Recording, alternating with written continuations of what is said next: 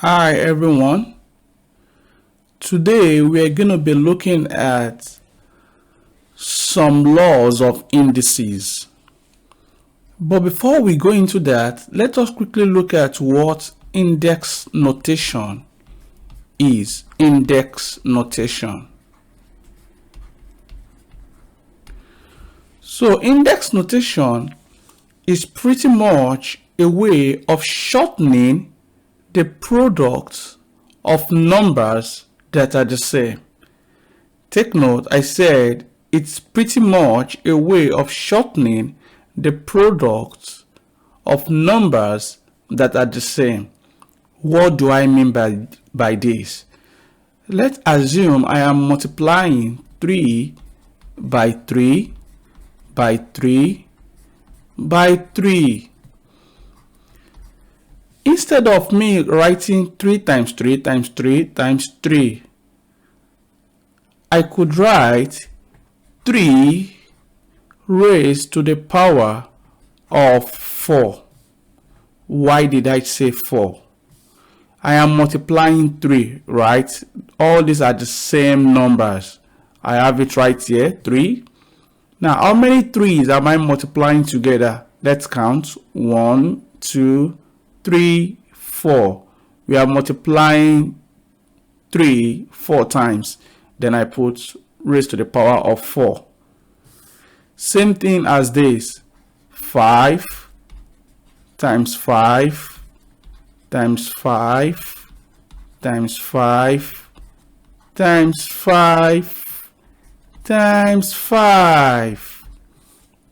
Now, because I am multiplying 5s, I'll have 5 raised to the power of, now of what? How many times am I multiplying these 5s? 1, 2, 3, 4, 5, 6. That is going to be 6. So now, instead of writing 5 times 5 times 5 times 5 times 5 times 5, I have shortened it to be 5 raised to the power of 6. That is what we talk about when we say index notation.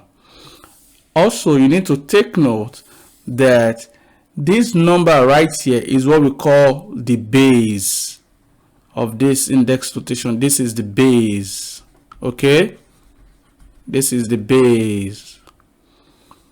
And this right here is the power.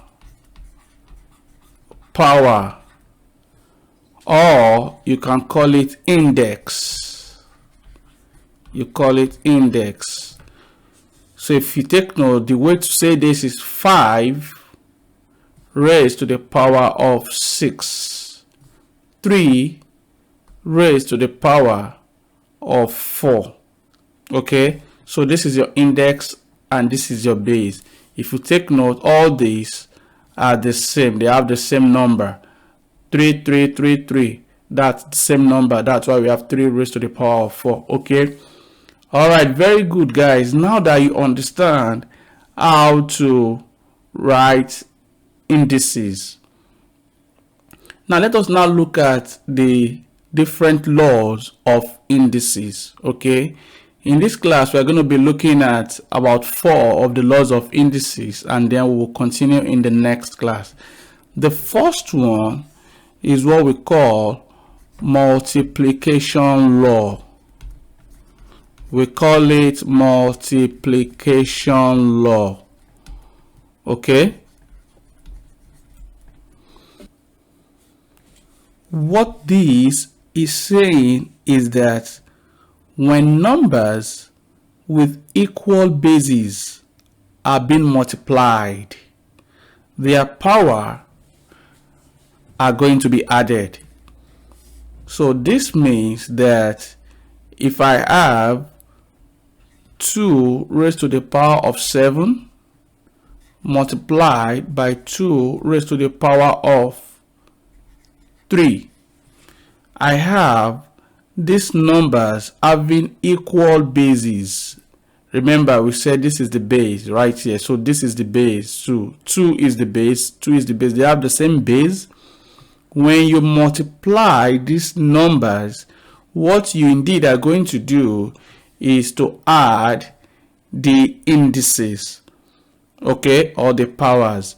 So what you have to do right here is, because you have the same base, you write out one of the bases, right? So you have 2, and then you're going to add the powers. So I'll have 7 plus 3. So that means I'm going to have 2 raised to the power of 10. How did I get 10? 7 plus 3 gives me 10. Do you get that right there? So multiplication law is saying that when you have numbers with equal bases, when they are being multiplied, all you have to do is to add their powers, or you add their indices. So that means in general, if I have something like this, b raised to the power of x multiplied by b raised to the power of y, what this is going to give me eventually is b. Just write out one b, then add the powers x plus y. Okay, I hope you understand that right there. The second one we're going to be looking at is what we call the division law. The division law. Okay, so what that is saying is that when dividing numbers with equal bases, the power is going to be subtracted. This is what we are saying right here.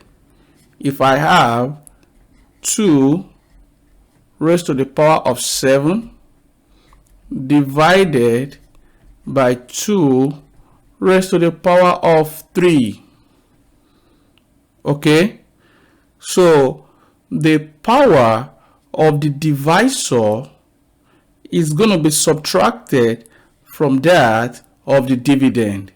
So this is what we are saying. 2 raised to the power of 7 divided by 2 raised to the power of 3.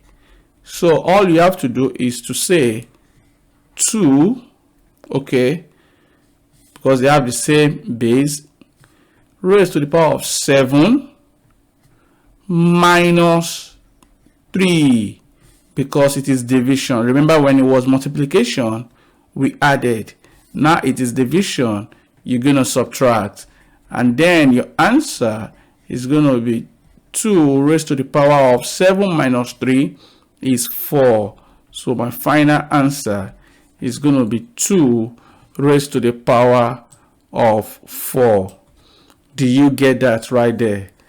So that means in general, if I have b raised to the power of x divided by b raised to the power of y, this can be rewritten as b raised to the power of x minus y. Why do they use minus? Because this is division. That is what the division law is all about. Okay. Number 3, we are going to be looking at the zero index. Zero index. Okay. What this is saying is that when any number is raised to the power of 0, your answer is going to be 1. That means the result is going to be 1. Okay. Say for example, if I have a raised to the power of 0, it's going to give you 1. In as much as your a is not equal to 0. Okay, so anything raised to the power of 0 is 1, except 0 raised to the power of 0. Okay, anything raised to the power of 0 is 1, except 0 raised to the power of 0.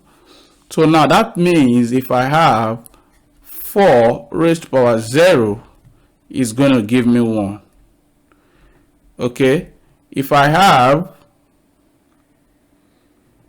5 raised to the power of 0, it's going to give me 1 also.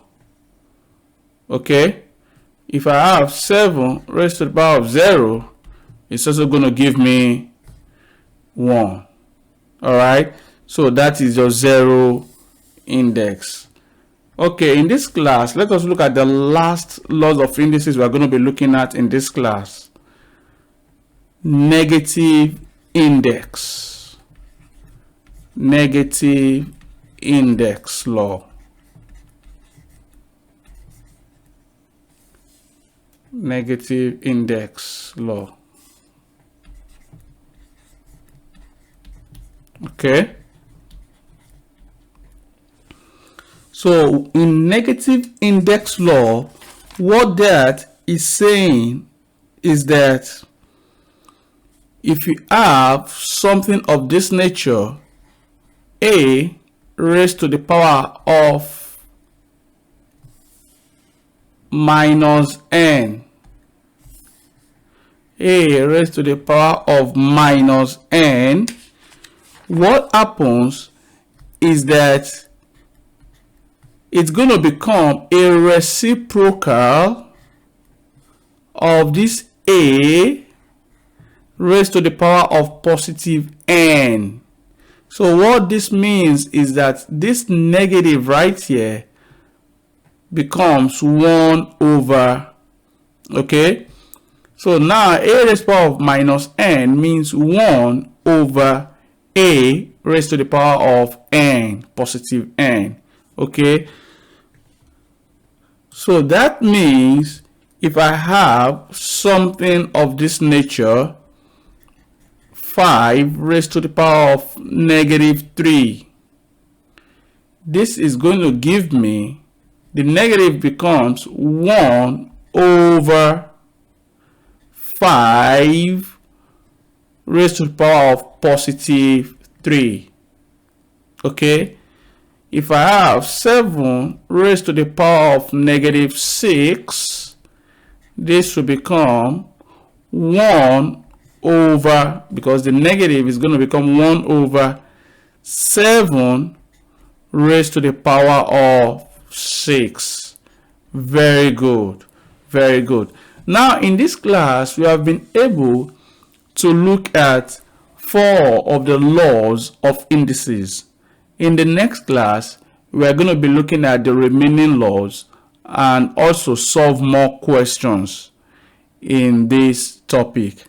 Alright guys, if you are new on this channel, I will encourage you to subscribe and to click on the bell to turn on your notification so you don't miss any of our videos. Alright, see you in the next class.